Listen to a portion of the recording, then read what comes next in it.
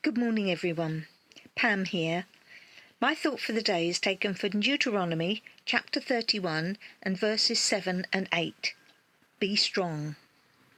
Some of you may know that I have been relining a pair of curtains for Elm Court. They were really big and very heavy, especially when the new lining was put in. I have been dragging them backwards and forwards from the lounge to the dining room where I'd set up my sewing machine, having laid them out in the lounge to measure and to pin. I could only do so much at a time, as it made me out of breath. I just don't have the strength these days. But it's not just physical strength that we need. We also need to be strong in other ways too. During these difficult times of lockdown, it is this kind of strength that we often need to get us through the day. There are days when we wake up and start the day with a positive attitude, as some of the rules have been relaxed. And then there are days when we wake up sad and down, just not knowing when we will be able to get back with those that we love. And then there are days when we just don't care what happens. It is on days like this that we need a special kind of strength. After the Israelites had wandered in the desert for 40 years, having been delivered by God through Moses from the hands of Pharaoh in Egypt, they had reached the promised land, but needed to go across the river Jordan to enter the land and tackle the people living there.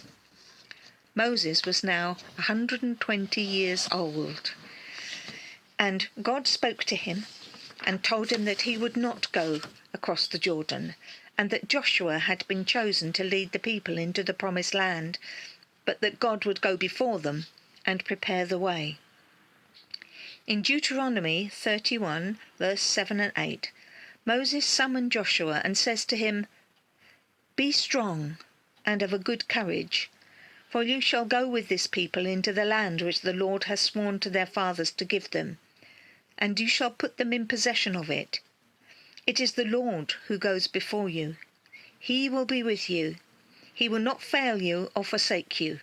Do not fear or be dismayed." I see the coming of lockdown as the promised land. We have hurdles to overcome and the unknown to face.